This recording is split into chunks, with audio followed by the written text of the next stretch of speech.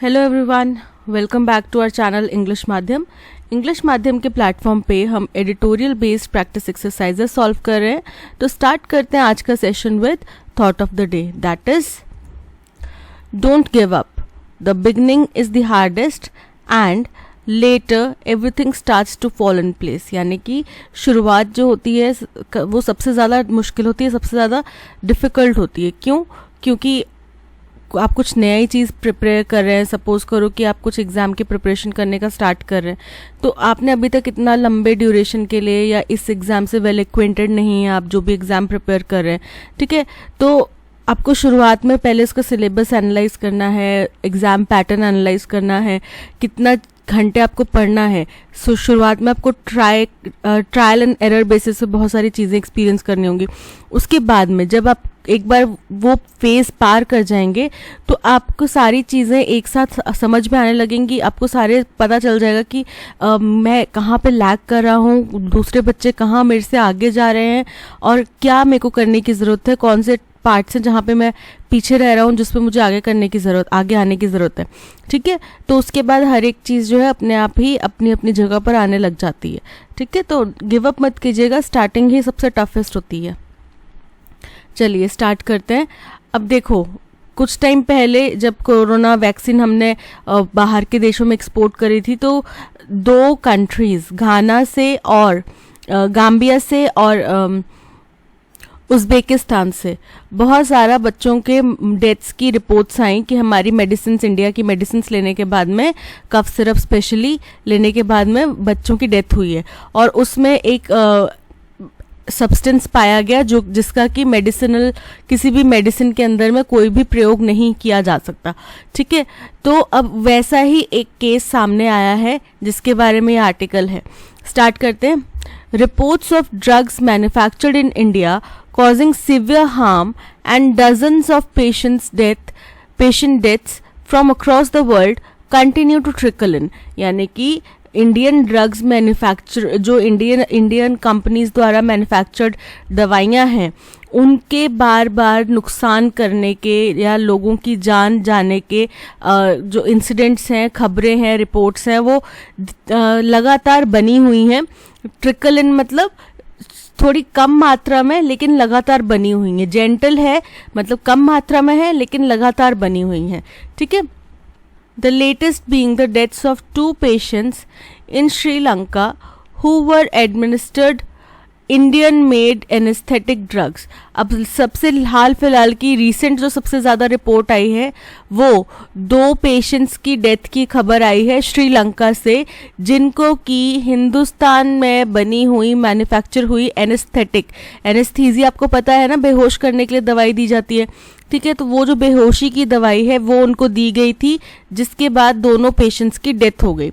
Just last month, और सिर्फ केवल पिछले ही महीने, eye drops manufactured in India had caused eye infection in about 30 patients and blindness in 10 in Sri Lanka.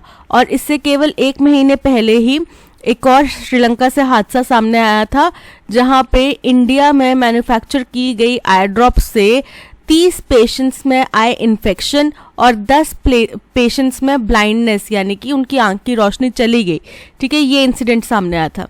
While anesthetic drugs made in India causing deaths are a first in recent past। बोल रहे हैं हालांकि ये पिछले जितनी भी रिपोर्ट्स आई हैं उनमें एनेस्थीसिया वाली जो मेडिसिन है उसकी वजह से डेथ जो हुई है ये पहली बार सामने आया है।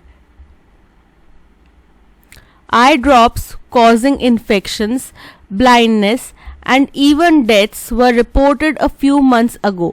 अब बोल रहे हैं कि कुछ महीने पहले भी आई ड्रॉप्स की वजह से इन्फेक्शन होना, ब्लाइंडनेस होना और इवन डेथ तक होना कुछ महीने पहले भी सामने आया था इन यूनाइटेड स्टेट्स, यूएस से सामने आया था, with the Atlanta based centres for disease control and prevention finding a highly drug resistant bacteria in them. जिसमें कि रिपोर्ट्स जो एटलांटा बेस्ड एक सेंटर है for disease control and prevention, उसने टेस्ट किया तो उसने पाया कि ये जो ड्रग्स थी, जो दवाइयाँ थी, आई ड्रॉप्स थी, इनके अंदर बहुत हाई ड्रग रेजिस्टेंट यानी कि ड्रग्स को रोकने वाला, उसका विरोध करने वाला बैक्टीरिया पाया गया था। The series of adverse reports against drugs produced in India began last year when the World Health Organization बोल रहे अब ये जो एक श्रृंखला बन गई है ना कि इंडिया में मैन्युफैक्चर हुई ड्रग्स के ऊपर कुछ ना कुछ परेशानी आ रही है, कहीं ना कहीं कुछ ना कुछ हादसे हो रहे हैं इंडियन मैन्युफैक्चर ड्रग की वजह से। तो ये जो श्रृंखला है इसकी इसकी पहली शुरुआत हुई थी पिछले साल जब WHO ने जो क्या किया था, linked the deaths of at least 70 children in Gambia from acute kidney injury to cough syrups.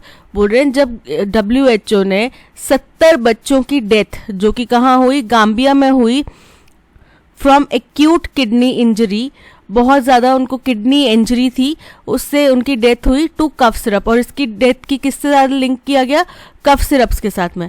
The culprit ingredient in the syrups was diethylene glycol. और इसमें जो मुख्य इंग्रेडिएंट था जिसकी वजह से ये डेथ्स हुई वो था diethylene glycol and ethylene glycol, deadly chemicals used as a cheaper substitute for propylene glycol. अब एक प्रोपाइलिन ग्लाइकोल करके कुछ सब्सटेंस है वो यूज़ होना था यहाँ पे, लेकिन उसके लिए चीपर यानी कि कम महंगा या घटिया क्वालिटी का ये सब्सटेंस यूज़ किया गया, डाइइथाइलिन ग्लाइकोल या इथाइलिन ग्लाइकोल, ठीक है, जिनका कि that should never have been found in any medicine, जिनका किसी भी मेडिसिन में कोई भी प्रयोग कभी भी नहीं किया जाता और मेडिसिन के अंदर उनका कुछ भी मतलब वो होने ही नहीं चाहिए थे।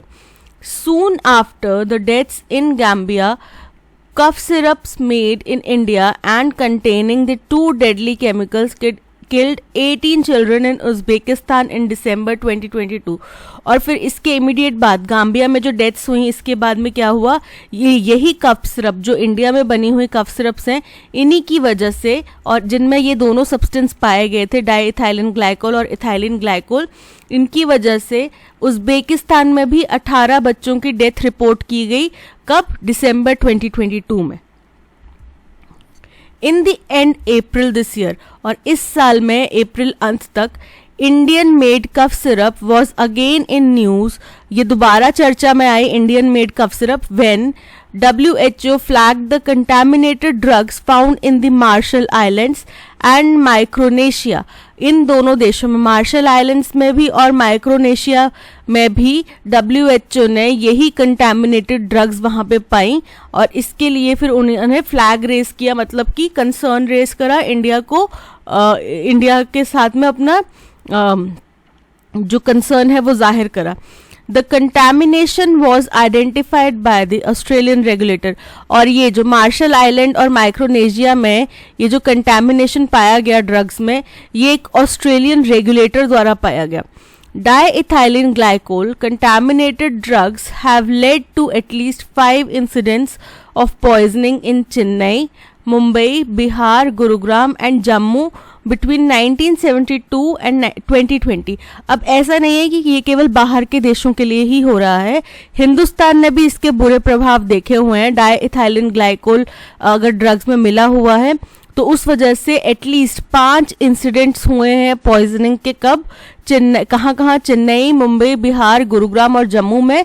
कब से कब तक, 1972 से लेके 2020 तक। इस बीच में, इस ड्यूरेशन के दौरान में 5 ऐसे इंसिडेंट्स हो चुके हैं, ठीक है। The conduct of the Indian drug regulator ever since WHO first raised a red flag in October last year has been on predictable lines। लेकिन जो इंडियन ड्रग रेगुलेटर है, ठीक है, उसका जो कंडक्ट है, कोड ऑफ कंडक्ट है, यानी कि व्यवहार है या उसकी जो कार्रवाई है, जब से WHO ने पहली बार ये कंसर्न रेज करा है अक्टूबर में पिछले साल, तो उसका जो रवैया रहा वो बहुत प्रेडिक्टेबल रहा, ठीक है, यानी कि वो जो उनसे उम्मीद की जा रही थी उन्होंने वैसा ही काम किया। Even after serious violations, it gave a clean chit to the company that had supplied the drugs to Gambia। बोल रहे हैं कि सीरियस वायलेशंस पाए जाने के बावजूद भी उन्होंने उस कंपनी को क्लीन चिट दे दी, जिसकी वजह से जिसने ये ड्रग्स जो है गाम्बिया में सप्लाई करी थी, and then went on the offensive to fault the global health body. और फिर इसके बाद इन्होंने WHO के ऊपर ही इल्ज़ाम लगाना शुरू कर दिया कि वो लोग बायस्ड है या वो हमें नीचा दिखाना चाह रहे हैं, किसी भी तरीके का इल्ज़ाम उन्होंने WHO के ऊपर ही उल्टा लगा दिया। While WHO held its ground, the drug regulator's stand was exposed। बोल रहे हैं जब WHO ने अपना जो बयान है वो बनाए रखा, अपना जो भी उनका स्टैंड है वो बनाए रखा, तो उससे क्या हुआ, जो इंडियन ड्रग रेगुलेटर है उसका स्टैंड जो है, उसका जो रवैया है वो एक्सपोज हो गया। Test results from Switzerland and Ghana confirmed the presence of toxic chemicals in the cough syrup। तो बोल रहे हैं कि स्विट्जरलैंड और घाना से जो टेस्ट रिजल्ट्स आए इन कफ सिरप के, उनमें जो गाम्बिया के सैंपल्स थे उनके टेस्ट रिजल्ट्स आए, उनमें ये दोनों ही टॉक्सिक केमिकल्स पाए गए। ठीक है। Also, a detailed casualty assessment by Gambia and independent investigation by the Gambian parliamentary committee. तो बोल रहे हैं कि जब एक डिटेल्ड, यानी कि जिन बच्चों की जान गई है उसके ऊपर डिटेल्ड जब एनालिसिस हुआ, डिटेल्ड असेसमेंट हुआ, तो क्या और जो एक इंडिपेंडेंट इन्वेस्टिगेशन की जा रही थी वहाँ की पार्लियामेंट्री कमेटी द्वारा, एंड CDC एटलांटा, और एक CDC एटलांटा भी कोई ऑर्गेनाइजेशन होगी उसके द्वारा, found a link between the deaths and the toxic chemicals. इन्होंने, पहले तो हम बोल रहे थे ना कि अभी तक लिंक स्थापित नहीं हुआ है, या फिर अभी तक उन कंपनीज के ऊपर मतलब ये कहा जा रहा है कि हाँ ठीक है वो सब्सटेंस पाया गया था, लेकिन ये बात साबित नहीं हुई है कि वो मौतें इसी की वजह से हुई हैं। ठीक है। लेकिन अब इन रिपोर्ट्स के द्वारा ये भी साबित हो गया है कि वो मौतें इसी टॉक्सिक की वजह से हुई हैं। Except for some customary inspections, अब कुछ नाम के इंस्पेक्शंस के अलावा the Indian drug regulator has so far failed to institute measures.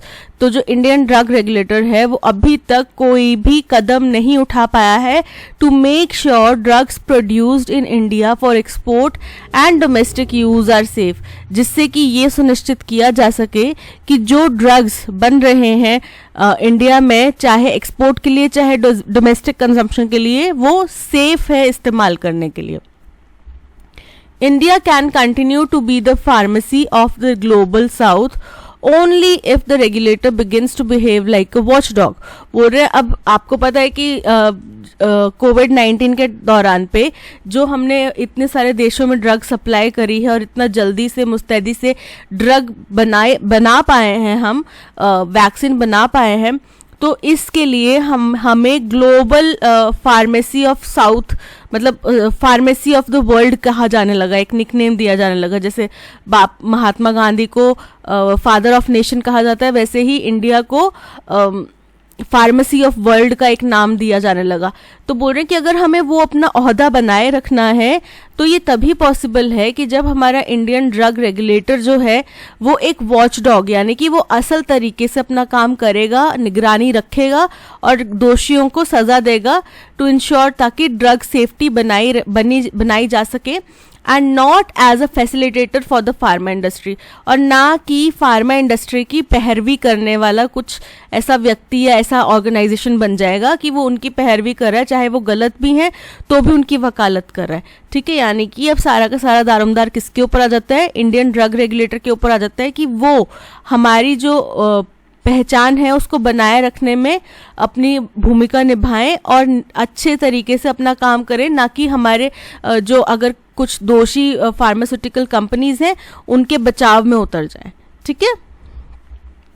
तो ये सारा का सारा पैसेज था। आई होप आपको क्लियरली समझ में आ गया होगा, कुछ ज़्यादा इसमें ज़्यादा हार्ड वर्ड्स है नहीं। ठीक है। अब चलते हैं क्वेश्चंस की तरफ। According to the passage, what is the major concern with Indian made pharmaceutical products that needs to be addressed urgently। कह रहे हैं पैसेज के अनुसार कौन से मुख्य कंसर्न हैं इंडिया की फार्मास्यूटिकल प्रोडक्ट्स जो इंडिया में मैन्युफैक्चर होते हैं, दवाइयाँ वगैरह, उनके रिलेटेड, जिनको तुरंत प्रभाव से हमें डील करने की ज़रूरत है। सबसे पहला देखते हैं हाई प्रोडक्शन कॉस्ट। तो इस पैसेज में हमने कहीं भी प्रोडक्शन कॉस्ट के बारे में कोई भी चर्चा नहीं करी है। ठीक। B is poor marketing strategy. तो पुअर मार्केटिंग स्ट्रैटेजी का भी यहाँ पे डिस्कशन नहीं हुआ है।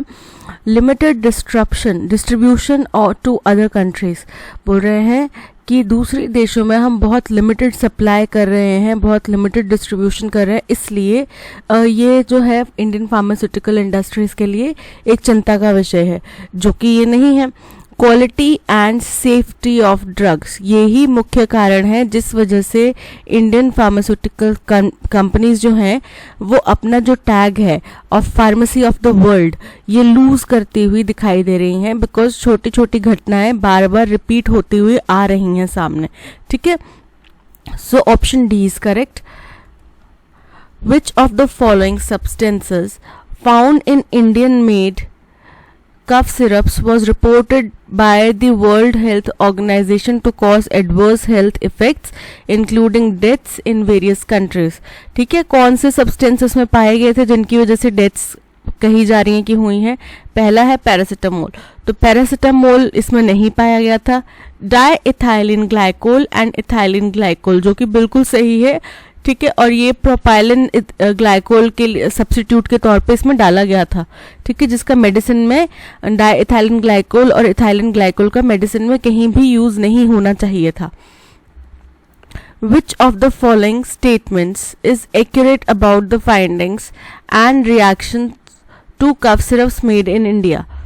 सबसे पहला ऑप्शन है The World Health Organization linked cough syrups to acute liver injury in children in Gambia, and soon after cough syrup caused 17 children's deaths in Uzbekistan। ठीक है, ये है पहला ऑप्शन। दूसरा ऑप्शन है World Health Organization connected the deaths of at least 17 children in Gambia to cough syrups that contain diethylene glycol and ethylene glycol, and similar incidents occurred in Uzbekistan and Marshall Islands and Micronesia। The Centers for Disease Control and Prevention found that cough syrups made in India caused the outbreak of a new strain of influenza in United States। ये गलत है statement बिल्कुल।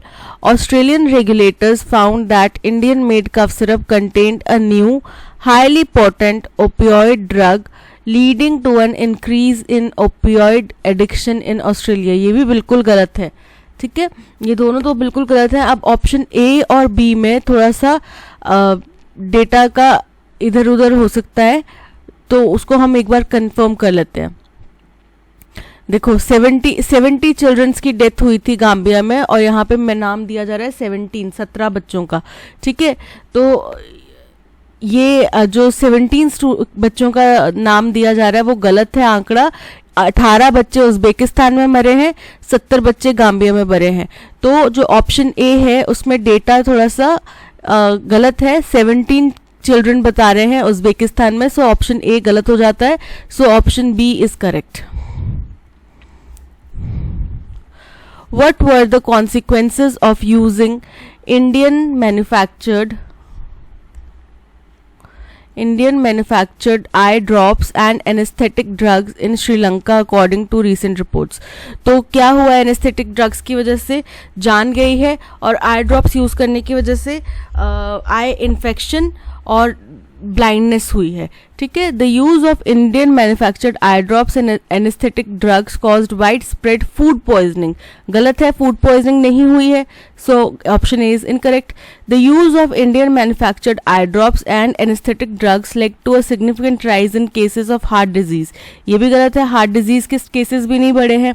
ठीक है, the use of Indian manufactured eye drops caused eye infection in about 30 patients and blindness in 10, while anesthetic drugs resulted in deaths of 2 patients in Sri Lanka। Option C is correct. ठीक है, चलते हैं next question की तरफ।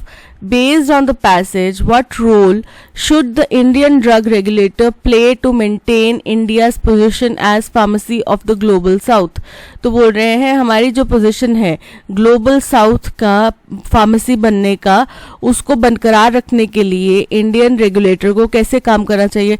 तो उसमें कहा गया कि इंडियन रेगुलेटर को एक वॉचडॉग की तरह काम करना चाहिए ताकि ड्रग्स की सेफ्टी बनाई जा सके, ना कि उनकी पैरवी करने वाले वकील की तरह, ठीक है। हमारी कहीं गलती है तो ये नहीं कि हमारी मम्मा की तरह कि नहीं भाई हमारा बेटा तो राजकुमार है तो उसमें कोई गलती है नहीं, आपके बेटे में ही कमी है, ठीक है, तो वो चीज़ ना की जाए, ठीक है।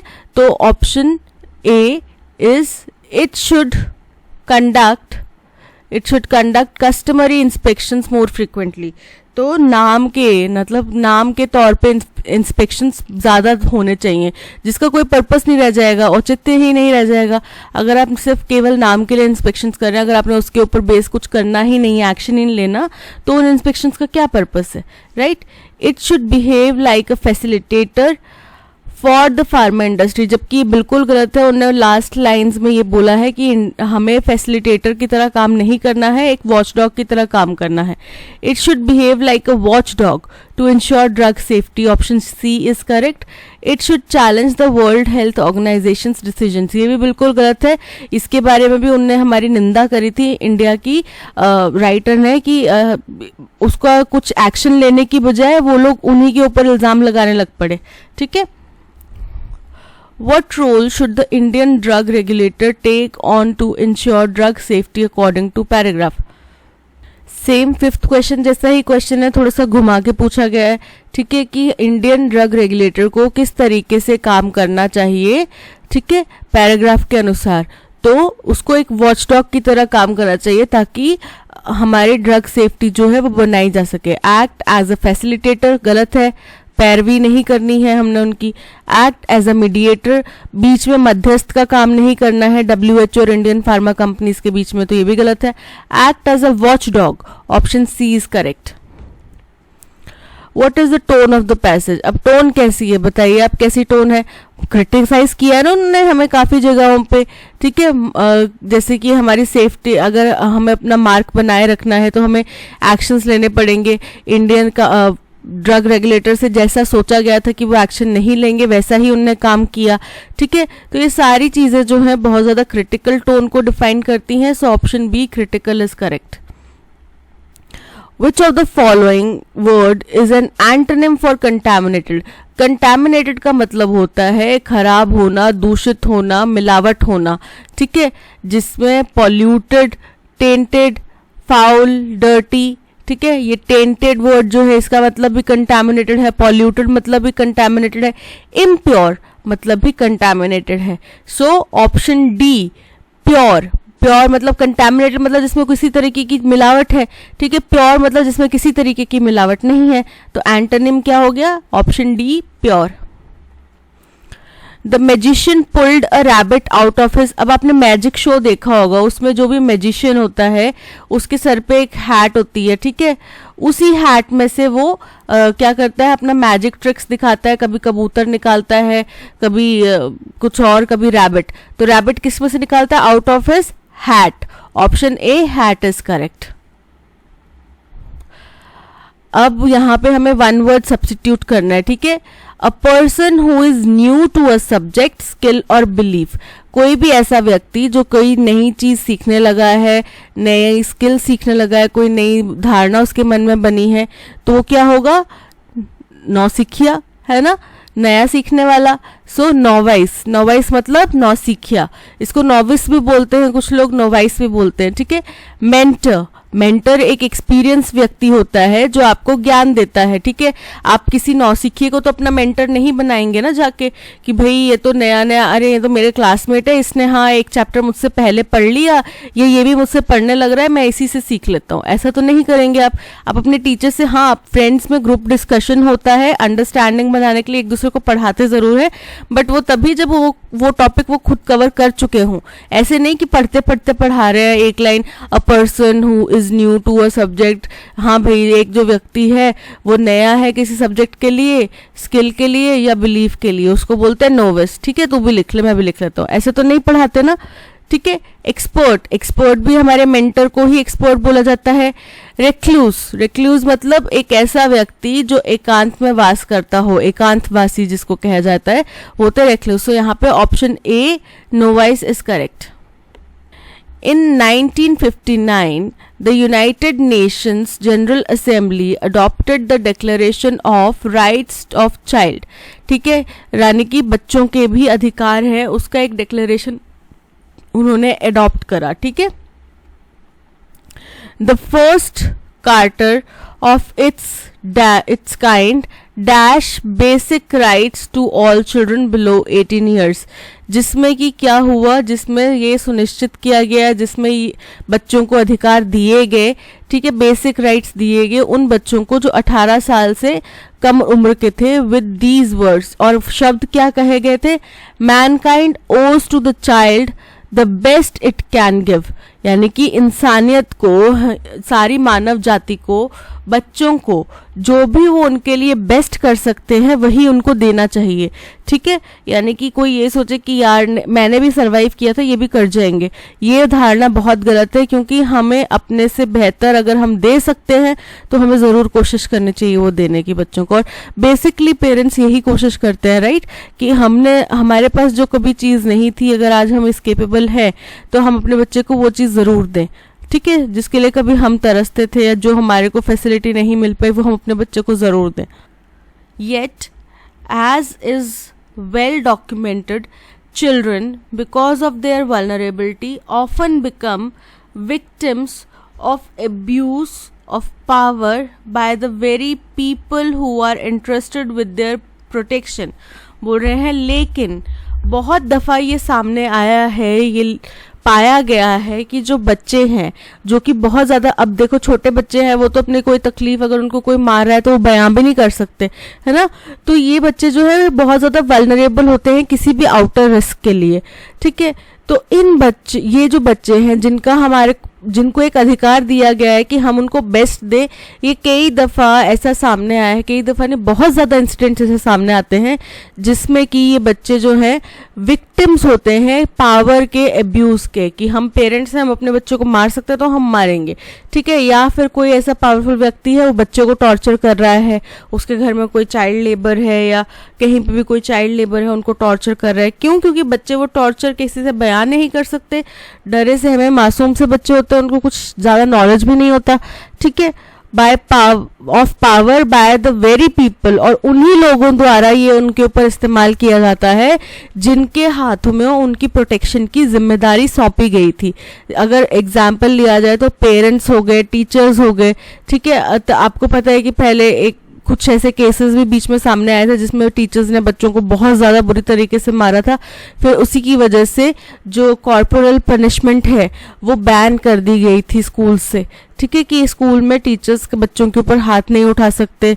ठीक है, तो इस तरीके के एक्शंस क्यों लेने पड़े? बिकॉज इंसिडेंट्स ज़्यादा मानवता के ऊपर शर्मसार करने वाले हो गए थे. ठीक है, The advancements in digital technologies dash helped on many fronts. तो अब डिजिटल टेक्नोलॉजीज में जो एडवांसमेंट हुआ है उसने बहुत ज़्यादा जगहों पर हमें हेल्प करा है.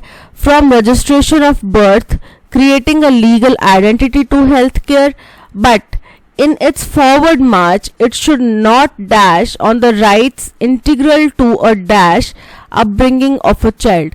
बोल रहे हैं कि किस तरीके से कि बच्चे का रजिस्ट्रेशन भी जन्म के टाइम पे उनका रजिस्ट्रेशन भी हो जाता है इमीडिएटली, उनको लीगल आइडेंटिटी भी मिल जाती है हेल्थ केयर के लिए. ठीक है, लेकिन जब हम आगे बढ़ रहे हैं तो हमें ये चीज़ नहीं भूलनी चाहिए, ये चीज़ नहीं नकार देनी चाहिए, क्या कि उनके भी अधिकार है, आंतरिक अधिकार है कि किसी के हैं कि वो बच्चों की अपब्रिंगिंग, उनकी परवरिश करने के उनके भी आंतरिक अधिकार हैं. यानी कि पेरेंट्स की शायद हो सकता है बात की जा रही हो यहाँ पे. Leaning on a child's fundamental right to privacy, the Supreme Court of India has ruled that children can not be mechanically subjected dash. तो बोल रहे हैं कि अब बच्चों के फंडामेंटल अधिकारों का हवाला देते हुए सुप्रीम कोर्ट ने कहा कि बच्चों को हम मैकेनिकली यानी कि फिजिकली उनको सब्जेक्ट नहीं कर सकते for DNA test in each and every case. हर उस केस में हम बच्चों को डीएनए टेस्ट के लिए सब्जेक्ट नहीं कर सकते, यानी कि बच्चों का डीएनए टेस्ट नहीं करवा सकते जहां पे पेरेंट्स को एक शॉर्टकट तरीका मिल जाता है ये साबित करने का कि शादी में, उनकी शादीशुदा जिंदगी में कोई इनफिडेलिटी तो नहीं है, यानी कि शादी में होते हुए किसी और से संबंध तो नहीं बनाए गए। ठीक है, सपोज करो कि मेरे हस्बैंड को मेरे ऊपर डाउट है कि शायद मैं किसी और के साथ अफेयर में थी, तो ये कंफर्म करने के लिए कि थी या नहीं थी वो मेरे बच्चे के ऊपर डीएनए टेस्ट करवा देंगे। तो ये सुप्रीम कोर्ट ने रूल आउट करा कि ये चीज़ पॉसिबल नहीं है। हर केस में बच्चे को डीएनए टेस्ट से गुजरने की ज़रूरत नहीं है। ठीक है, सिर्फ उनकी इनफिडेलिटी को साबित करने के लिए या फिर नकारने के लिए। राइट, तो सबसे पहला आता है इन 1959 the United Nations general assembly ने अडॉप्ट किया डिक्लेरेशन एक राइट्स ऑफ द चाइल्ड, जिसके फर्स्ट जो उसका डॉक्यूमेंट था अपने, जो कि अपनी तरह का पहला डॉक्यूमेंट्स था जिसमें कि क्या किया गया था, underscore basic rights, constraining basic rights, claiming basic rights या इंश्योरिंग बेसिक राइट्स। तो अंडरस्कोर का मतलब होता है हाईलाइट करना, जिसमें बच्चों के अधिकारों को हाईलाइट किया गया था। ठीक है, कंस्ट्रेनिंग का मतलब होता है विवश करना, किसी को मजबूर करना। क्लेमिंग का मतलब होता है कि किसी चीज को ले लेना, किसी की जान ले लेना। ठीक है, और इंश्योरिंग मतलब बच्चों के अधिकारों को सुनिश्चित करना। तो यहाँ पे ऑप्शन डी जो है कि बच्चों के अधिकारों को सुनिश्चित करना, इसके ऊपर जोर दिया गया। ठीक है, the advancement in digital technologies have helped on, तो बोल रहे हैं कि यहाँ पे कि डिजिटल टेक्नोलॉजीज में जो भी एडवांसमेंट्स हुई हैं उनकी वजह से बहुत ज़्यादा जगहों पे हमें हेल्प मिली है। अब एडवांसमेंट्स जो है प्लूरल वर्ड है। ठीक है, इसके साथ में जो वर्ब आएगा वो आएगा हैव, यानी कि प्लूरल वर्ड आएगा। Option A have is correct. So the advancements in digital technologies have helped on many fronts, from registration of births, creating a legal identity to healthcare, but in its forward march it should not अब क्या आएगा कि उसको भूलना नहीं चाहिए या उसको नज़रअंदाज नहीं करना चाहिए। किस चीज़ को? डैश ऑन, बैटल ऑन नहीं होता। बैटल का मतलब होता है संघर्ष करना, सामना करना। ट्रैम्पल का मतलब होता है, ट्रैम्पल ऑन जो है ये एक वर्ब है जिसका मतलब होता है रौंदना या फिर इस तरीके से उसके साथ में बिहेव करना। सो यहाँ पे option B trample on the rights integral to a, तो जो अधिकार उनके आंतरिक अधिकार हैं उनको रौंदना नहीं चाहिए। ठीक है, यानी कि आगे बढ़ते समय, आगे एडवांस करते समय हमें जो उनके basic option B trample is correct. Option C enforce का मतलब होता है लागू करना और किंडल का मतलब होता है जलाना। ठीक है, so trample on the rights integral to a dash upbringing of a child, तो किस तरह की? इंजूरियस यानी कि जोखिम भरी, जिसमें उनको चोट लग सके, हानिकारक। हारमोनियस का मतलब होता है सुसंगत वाली, अच्छी। ठीक है, वेल बैलेंस्ड, अगर उनकी हमें अपब्रिंगिंग करनी है तो यहाँ पे ऑप्शन बी वेल बैलेंस्ड की ही बात होगी। तभी हम बोल रहे हैं कि हमें ये चीज़ नहीं भूलनी चाहिए कि उनके भी कुछ अधिकार हैं, तो उन चीज़ों को हमें भूलना नहीं चाहिए। सिंक्रोनस मतलब होता है जो एक ही सिंक में हो रहे हो, बोलते हैं ना डांस में कि आपके स्टेप्स जो हैं वो सिंक में नहीं थे। ठीक है, लेबोरियस का मतलब होता है बहुत ही कठिन। राइट, सो यहाँ पे option B harmonious is correct. Leaning on a child's fundamental right to privacy, the Supreme Court has ruled that children cannot be mechanically subjected to। ठीक है, subjected to क्यों आएगा? Because subjected टू का मतलब होता है कि अधीन नहीं है। ठीक है। So option D subjected to DNA test, यानी कि वो डीएनए टेस्ट लेने के अधीन नहीं है, उनकी कोई मजबूरी नहीं है कि उनको लेना ही पड़ेगा डीएनए टेस्ट। ठीक है, सिर्फ माँ बाप के बीच में शादीशुदा जिंदगी में इनफिडेलिटी को प्रूव करने के लिए या डिसअप्रूव करने के लिए। The Supreme Court has rejected the Election Commission's plea to restrain the media from reporting oral remarks made by judges। यानी कि सुप्रीम कोर्ट ने इलेक्शन कमीशन की याचिका खारिज कर दी, जिसमें उनने कहा था कि मीडिया को जो सुप्रीम कोर्ट में जो भी सुनवाई होती है उसके जो भी रिमार्क्स हैं, ओरल रिमार्क्स हैं, वो मीडिया प्रसारित ना करे during hearings, saying citizens have a right to know what transpires in the course of judicial proceedings। बोल रहे हैं ये हवाला देते हुए कि जनता का अधिकार है कि वो ये जाने कि जो भी कोर्ट प्रोसीडिंग चल रही है उस दौरान पे क्या क्या कार्यक्रम, क्या क्या घटनाक्रम हो रहा है, कौन क्या कह रहा है, ये जानने का अधिकार जनता का है। It refused to expunge the Madras High Court's observation। उन्होंने मद्रास हाई कोर्ट की जो ऑब्जर्वेशंस हैं उनको नज़रअंदाज करने से मना कर दिया, उनको खारिज करने से मना कर दिया। That the poll panel was responsible for the surge in कोविड-19 केसेस, जिन्होंने उनने कहा था, जिसमें उनने ये पाया था कि जो ये इलेक्शन कमीशन यानी कि पोल पैनल जो है, इसी की वजह से कोविड-19 के केसेस में बढ़ोतरी हुई है। And it's officers should be slapped with murder charges, और उनके जो ऑफिसर्स हैं उनको उनके ऊपर मर्डर चार्जेस लगाए जाने चाहिए। Saying that remarks weren't part of official judicial record, क्योंकि जो उन्होंने कहा कि ये जो रिमार्क्स हैं वो जो ऑफिशियल जुडिशियल रिकॉर्ड है, यानी कि जो लिखित में डेटा है उसका ये हिस्सा नहीं है। ठीक है। However, it appreciated the poll panel's work, saying the EC has a track record of being an independent constitutional body। बोल रहे हैं कि उन्होंने हालांकि पोल पैनल की इलेक्शन कमीशन की तारीफ भी करी, ये कहते हुए कि जो इलेक्शन कमीशन है उसका जो अभी तक का ट्रैक रिकॉर्ड है वो एक इंडिपेंडेंट कॉन्स्टिट्यूशनल बॉडी का है, जो उसने की सहारा दिया, अपने कंधों पे जिम्मेदारी उठाई, a significant burden in ensuring the sanctity of electoral democracy, जिसने कि इलेक्टोरल डेमोक्रेसी की, यानी कि हमारे जो इलेक्शन का अधिकार है और डेमोक्रेसी है उसके जो पवित्रता है उसको बनाए रखने की जिम्मेदारी उनने बाखूबी निभाई ही है। ठीक है, तो ये उनकी प्रशंसा की गई।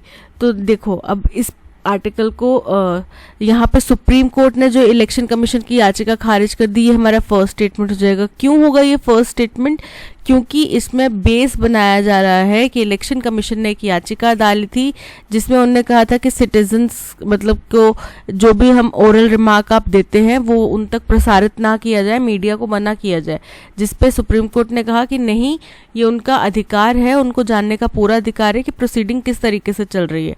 ठीक है, और उन्होंने मद्रास हाई कोर्ट के उस फैसले को खारिज करने से मना कर दिया जिसमें उन्होंने इलेक्शन कमीशन को इसके लिए जिम्मेदार ठहराया था। ठीक है, कोविड-19 केसेस के लिए जिम्मेदार ठहराया था और ये कहा था कि इनके ऊपर तो मर्डर के चार्जेस लगाने चाहिए, बट वो क्योंकि ऑफिशियल स्टेटमेंट का हिस्सा नहीं था तो मीडिया ने पर उसको भी रिपोर्ट करा, तो इसलिए इलेक्शन कमीशन ने कहा कि भाई आप इस तरीके की अगर चीज़ें रिपोर्ट की जाएंगी तो हमारे लिए खतरा है। ये हो गया सेकेंड। फिर थर्ड उन्होंने बताया कि हालांकि सुप्रीम कोर्ट ने उनकी तारीफ भी करी और तारीफ करते हुए कहा कि आपका ट्रैक रिकॉर्ड बहुत अच्छा रहा है, कि आपने सारी जो इलेक्टोरल डेमोक्रेसी है उसकी पवित्रता को बनाए रखने के लिए बहुत बड़ी जिम्मेदारी उठाई है। ठीक है, तो आर हो गया हमारा थर्ड स्टेटमेंट और एस हो गया हमारा फोर्थ स्टेटमेंट। ठीक है, तो ये अरेंजमेंट जिस फॉर्म में लिखा है PQRS उसी फॉर्म में अरेंजमेंट है। पी से दो ऑप्शन स्टार्ट हैं, PQRS, option A is correct. While refusing to reconsider the landmark verdict and by quashing the Maharashtra law granting quota और जो महाराष्ट्र लॉ है जिसमें कि मराठा को एक कोटा दिया जाता है एडमिशन प्रोसेस में या गवर्नमेंट जॉब्स में, उसको रद्द कर दिया गया, विच अलाउड इट टू, जिसकी वजह से जो कोटा सिस्टम है वो 60% से ऊपर हो गया था, ठीक है, उसको क्या किया उन्होंने, रद्द कर दिया. It was in 1992 that a 9-judge bench of the Supreme Court had drawn the Lakshman Rekha for reservation in jobs. बोल रहे 1992 में एक सुप्रीम कोर्ट के जजेस के बेंच ने जिसमें 9 जजेस शामिल थे, उन्होंने एक लक्ष्मण रेखा ड्रॉ करी रिजर्वेशन के ऊपर, चाहे वो जॉब्स में हो चाहे एजुकेशन में हो, एट 50%. इनफैक्ट हमारे संविधान में भी ये चीज़ लिखी गई है तो कि reservation should not be more than 50%.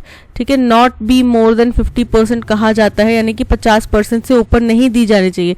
इसी वजह से आपने देखा होगा कि जो रिजर्वेशन कोटास की बात की जाती है वो जो ऑलरेडी गिवन रिजर्वेशन कोटा है जो कि 50% तक पहुंच चुका है, उसी में फेरबदल किया जाता है कि किसी को 2% ज़्यादा दे दी, किसी को 1% कम दे दी, किसी की 1% बढ़ा दी या किसी नई कैटेगरी को ऐड करा तो उसमें बाकी सबसे परसेंटेज 1-2% लेके या 0.5% जितना भी परसेंटेज लेके उस नई कैटेगरी को दे दिया गया. ठीक है, तो उनने एक लक्ष्मण रेखा बना दी गई कि 50% से ऊपर नहीं होनी चाहिए रिजर्वेशन एक्सेप्ट इन एक्स्ट्राऑर्डिनरी सर्कमस्टांसेस, केवल कुछ एक्स्ट्राऑर्डिनरी सर्कमस्टांसेस के अलावा. A stern message was delivered that people from Maratha community cannot be declared as educationally and socially backward. बोल रहे एक बहुत ही स्ट्रॉन्ग मैसेज दिया गया कि मराठा समुदाय के लोग जो हैं वो एजुकेशनली या सोशली बैकवर्ड नहीं है, तो उनको to bring them within the reserved category since, तो इसीलिए उनको रिजर्व कैटेगरी के अंदर भी नहीं लेकर आया जा सकता, since it would be violation of not only the due process of law but also the right to equality. बोल रहे हैं क्योंकि ये जो वायलेशंस हैं कि 60% से ऊपर कोटा अगर दिया जा रहा है, 50% से ऊपर कोटा दिया जा रहा है, ये जो न्याय संगत नहीं है एक तो पहली बात, दूसरी चीज़ ये जो हमारा बराबरी का अधिकार है ना उसको भी खारिज करते हैं. The apex court has shown the rule book to governments and parties pandering to vote bank interest. बोल रहे हैं जो सबसे उच्चतम न्यायालय है इसने ये जो रूल बुक है ये सभी सरकारों गवर्नमेंट्स को भी दिखाई और उन पार्टीज को भी दिखाई जो कि वोट बैंक इंटरेस्ट के लिए and catering to demands that defeat the very popular purpose of the reservation, और उन डिमांड्स को मानते हुए रिजर्वेशन का जो पर्पस है उसको ही ख़त्म कर देते हैं. उनको ये रूल बुक दिखाई ताकि उन लोगों को हकीकत का एहसास हो और पता चले कि कहाँ उनकी गलती है. ठीक है, यानी कि उनको इस बात का एहसास कराने के लिए या ये बात जाहिर करने के लिए कि उनकी गलती है कि वो वोट बैंक के लिए आगे से आगे रिजर्वेशन बढ़ाते जा रहे हैं या फिर अपने स्वार्थ के लिए इन डिमांड्स को पूरा कर रहे हैं. ठीक है, अब यहाँ पे सबसे फर्स्ट स्टेटमेंट हो जाता है कि 1992 में 9 जजेस के एक पैनल ने सुप्रीम कोर्ट के एक लक्ष्मण रेखा खींची थी 50% आरक्षण की. ठीक है, इससे पता चल जाता है कि यहाँ पे आरक्षण जो कि 50% से ऊपर कहीं दिया जा रहा है तो उसके ऊपर चर्चा की जा रही है.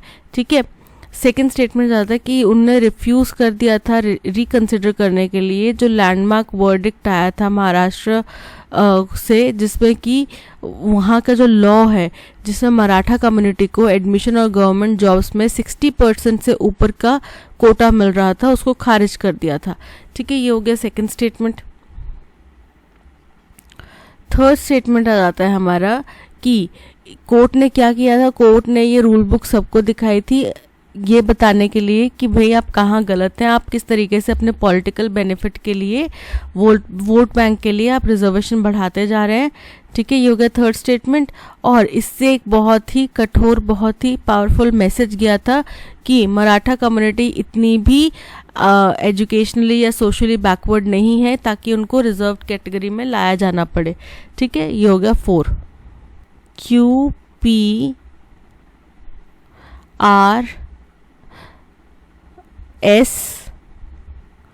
आर, QPSR हमारा अरेंजमेंट बन रहा है।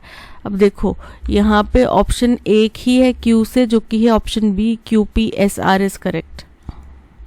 Earlier this week, 24 patients, 23 of them COVID infected बोल रहे हैं। इस हफ्ते के शुरुआत में 24 पेशेंट्स, जिसमें से 23 जो हैं कोविड इन्फेक्टेड थे, डाइड इन कर्नाटका चामाराजा नगर बोल रहे हैं। कर्नाटका के चामाराजा नगर में इन लोगों की मौत हुई due to alleged shortage of life saving gas in the district hospital बोल रहे हैं। जिसमें कि क्या हुआ, जो एक लाइफ सेविंग गैस थी डिस्ट्रिक्ट हॉस्पिटल में जिसका डिस्ट्रीब्यूशन था, उसकी कमी की वजह से ये मौतें हुई।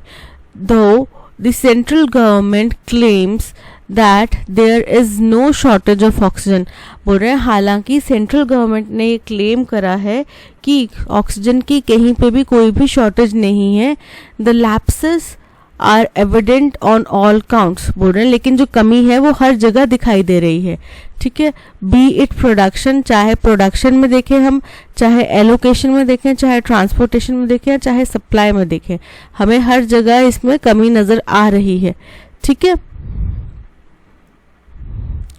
ऑन सैटरडे बोल रहे हैं, ऑन सैटरडे 12 कोविड-19 पेशेंट्स जो हैं, इंक्लूडिंग अ सीनियर डॉक्टर, एक सीनियर डॉक्टर भी जिसमें शामिल था, succumbed at a private hospital, मतलब अपनी जान से हाथ धो बैठे एक प्राइवेट हॉस्पिटल में न्यू दिल्ली में, after it reportedly ran out of medical oxygen for more than an hour, जिनकी कथित तौर पे मौत हो गई थी क्योंकि उनको ऑक्सीजन सप्लाई वहाँ पे बाधित रहा।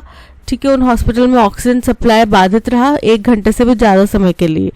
The disruption of oxygen supply is causing deaths almost on daily basis in country बोल रहे हैं। ऑक्सीजन सप्लाई में कमी की वजह से लगभग हर रोज़ डेथ्स हो रही हैं देश में। ठीक है, अब सबसे फर्स्ट स्टेटमेंट यहाँ पर आ जाता है एस, कि ऑक्सीजन सप्लाई में कमी की वजह से हर रोज़ लगभग देश में मौतें हो रही हैं। ये हमारा फर्स्ट स्टेटमेंट हो गया।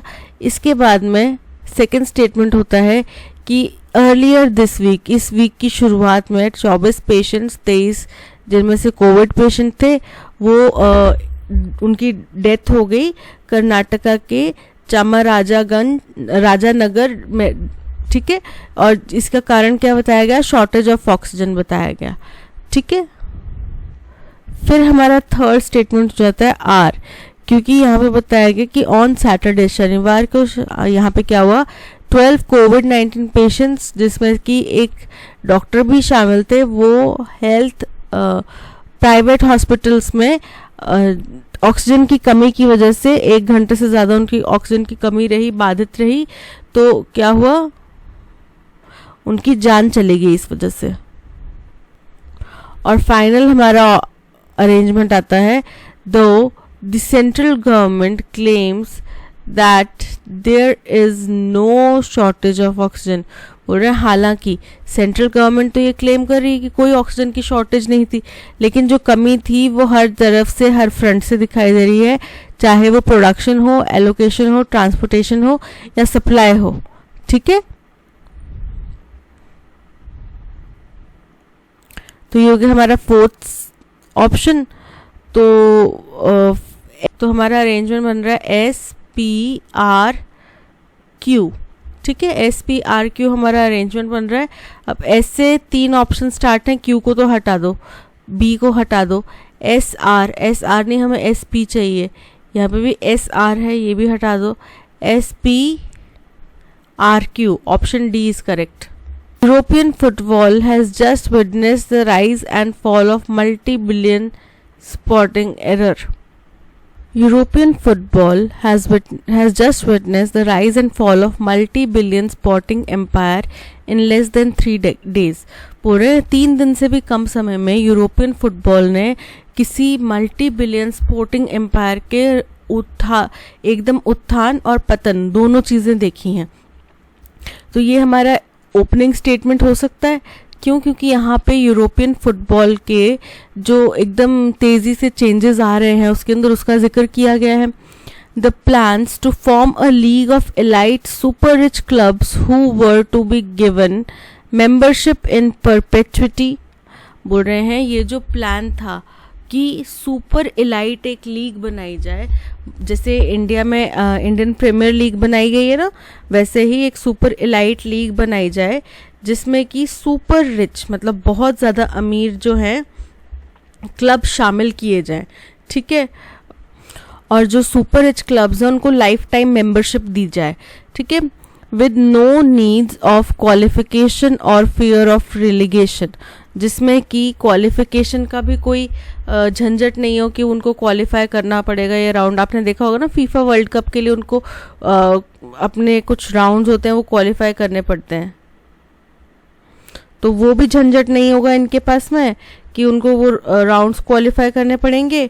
और दूसरी चीज़ यहाँ पे, और ना इसमें इनको रेलीगेशन का डर होगा। रेलीगेशन मतलब किसी भी टीम को उनके जो पॉइंटर टैली है उसके अकॉर्डिंग रैंकिंग से नीचे गिरा देना। Struck at the principle of sporting meritocracy, जो कि स्पोर्ट्स में मेरिट बेसिस के ऊपर दी जाती है, ठीक है। It was an attempt at a great heist, बोल रहे हैं ये तो एक तरीके से बंदूक की नोक के ऊपर उनसे छीना झपटी करने वाली बात हो गई। And it met with very hostile public opinion, लेकिन इनको पब्लिक ओपिनियन भी बहुत ज़्यादा क्रूर झेलना पड़ा, बहुत ज़्यादा गलत इनको पब्लिक ओपिनियन झेलना पड़ा। ESL's base was, it was clear, the greed of biggest clubs of the Europe, except the ones from Germany and France who didn't join. बोल रहे ESL का जो ये कथन था, ये जो प्लान था, इससे साफ हो जाता है कि इसका बेस क्या था, जो लालच है बड़े बड़े क्लब्स का, जो लालच है कि हमें परमानेंट मेंबरशिप मिल जाएगी या हमारी रैंकिंग को कोई इफेक्ट नहीं पड़ेगा, वो उनका लालच जाहिर हो रहा था। और इसमें हम जर्मनी और फ्रांस के क्लब्स को छोड़ देते हैं क्योंकि उन्होंने इस लीग को ज्वाइन नहीं किया था। The plans to form the break away 20 team European super league, बोल रहे हैं इसमें क्या प्लान था कि एक बहुत ही ज़्यादा एकदम नई तरीके की, एकदम ब्रेक थ्रू वाली 20 टीम की यूरोपियन सुपर लीग बनाई जाए। Are in disarray as English and Italian clubs have pulled out. अब ये एकदम धुंधला हो गया है क्योंकि इंग्लिश और इटालियन क्लब्स ने इसमें से अपने नाम वापस ले लिए हैं of the proposed leagues. Football leagues in Europe have a rich and cherished history. अब जो भी यूरोपियन फुटबॉल लीग्स हैं उनका इतिहास बहुत ही ज़्यादा बड़ा है और बहुत ही ज़्यादा सेलिब्रेट किया जाने वाला है, with fans loyalties going back 4 to और इवन मोर जनरेशंस। उड़ रहे हैं कि ये जो उनका इतिहास है बहुत ज़्यादा बड़ा और जिसको लोग सेलिब्रेट भी करते हैं, और जो फैंस हैं वो बहुत ज़्यादा उनके लॉयल हैं, गोइंग बैक 4 और इवन मोर जनरेशंस, जो कि आज से नहीं पीछे से 4 जनरेशन से या फिर उससे भी पहले से इनकी लॉयल्टी साबित होती है। अब सबसे पहला इसमें स्टेटमेंट तो यूरोपियन फुटबॉल में जो सुपर लीग बनाने की बात की जा रही थी उसका जिक्र हो गया, ठीक है। दूसरा स्टेटमेंट आएगा जो ये प्लान है कि एक 20 देशों की यूरोपियन सुपर लीग बनाए जानी थी, इसका जिक्र आ जाएगा, ठीक है। थर्ड हमारा आ जाएगा कि इस यूरोपियन सुपर लीग का आधार केवल और केवल लालच था, जिसमें जर्मनी और फ्रांस की टीम्स में पार्टिसिपेट नहीं करा, थर्ड। और फोर्थ आ जाएगा हमारा क्यू, कि ये जो प्लान्स हैं, और फोर्थ हमारा अरेंजमेंट हो जाएगा क्यू, ठीक है। तो हमारा अरेंजमेंट बन रहा है PSRQ, PSRQ, option B is correct. Trouble is brewing for tea growers, बोल रहे हैं कि ये जो ट्रबल है, मुसीबत है, वो चाय उत्पादकों के लिए अब बढ़ती जा रही है। ऑर्चर्ड क्या होता है, ग्रेप्स के जो बगीचे या खलियान होते हैं उनको बोला जाता है। And other farmers in rain deficient Himachal Pradesh, और जो दूसरे फार्मर्स हैं जहाँ कहाँ पे हिमाचल प्रदेश में जहाँ पे बारिश की क्या है कमी है। As agriculture is largely rain fed, क्योंकि हमारा जो एग्रीकल्चर है वो बहुत बड़े तरीके से बड़े पैमाने पे रेन के ऊपर निर्भर करता है। With over 70% deficiency in rainfall and scanty snow witnessed since January, पूरे 70% से भी कम बारिश हुई है, और जो स्नोफॉल है वो भी बहुत कम देखा गया है जनवरी के लिए। The farmers also suffering severe crop failures in terms of both quality and quantity. पूरे भगवान जी को भी मतलब ये जो फार्मर्स हैं ये बहुत ज़्यादा प्रताड़ित हो रहे हैं, बहुत ज़्यादा मुसीबत से जूझ रहे हैं, क्योंकि इनके चांसेस हैं बहुत ज़्यादा सीवियर क्रॉप फेलियर के इन टर्म्स ऑफ, चाहे वो क्वालिटी की बात हो चाहे वो क्वांटिटी की बात हो। हमारा ओपनिंग स्टेटमेंट भी हो जाएगा, क्योंकि इसमें बारिश की कमी की वजह से जो खेत खलियान सूख रहे हैं उस वजह से जो हमारे क्रॉप्स हैं उनको किस तरीके का नुकसान झेलना पड़ेगा, फार्मर्स को किस तरीके का नुकसान झेलना पड़ेगा, इसके बारे में बात की गई। In the Kullu Valley, the apple producers are worried that owing to the inadequate amount of chilling time, बोल रहे हैं कि कुल्लू वैली में एप्पल के जो उत्पादक हैं वो बहुत ज़्यादा चिंता में है। बोल रहे हैं क्योंकि ठंड के दिन बहुत कम हुए हैं, जितने प्रॉपरली एप्पल को ग्रो करने में चाहिए उतनी ठंड नहीं पड़ी या उतने दिन ठंड नहीं रही। Their fruit of labour would be hit, पूर्ण तो उनकी मेहनत की जो कमाई है, मेहनत का जो उनका ये उपज है ये अब बुरी तरीके से प्रभावित होगी। Pear and cherry produce is similarly dependent upon chilling hours. अब बोल रहे हैं कि ये केवल एप्पल की बात नहीं है जिनको ठंड के दिनों में ही उगते हैं, पियर और चेरी भी ठंडी जगहों पे ही उगते हैं और उनको भी बहुत कम सर्दी देखने मिली है। Farmers in Bilaspur district have also been affected by the drought-like conditions as 30 to 40% reduction in wheat yield is feared।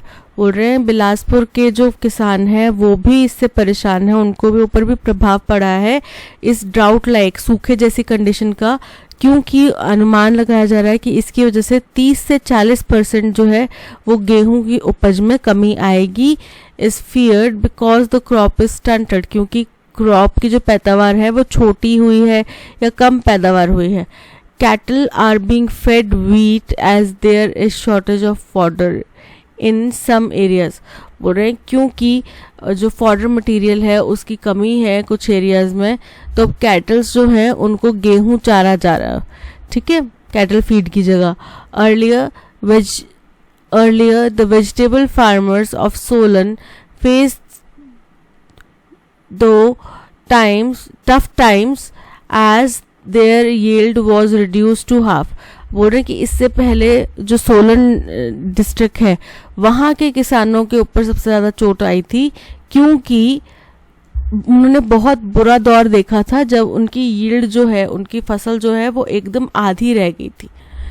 The dry weather has wilted the famous tea leaves in Kangra valley impacting the production of whooping 75%। बोल रहे हैं कि अब अगर कोई सोचे कि इतने आराम से आप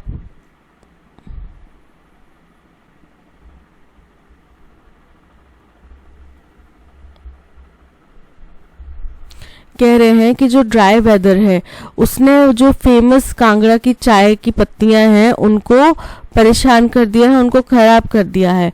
impacting the production by a whooping 75%। बोल रहे हैं कि जिसकी वजह से हम उनकी जो प्रोडक्शन है वो बहुत बड़ी संख्या में 75% से प्रभावित हुई है।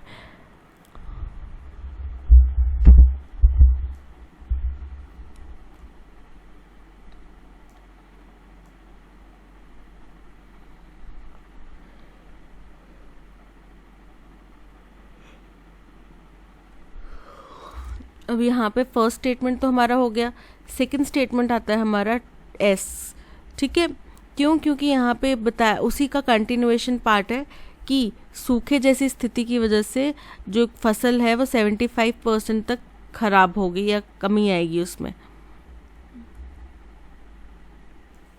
इसके बाद आता है हमारा Q, थर्ड स्टेटमेंट, और फिर हमारा होता है फोर्थ स्टेटमेंट R।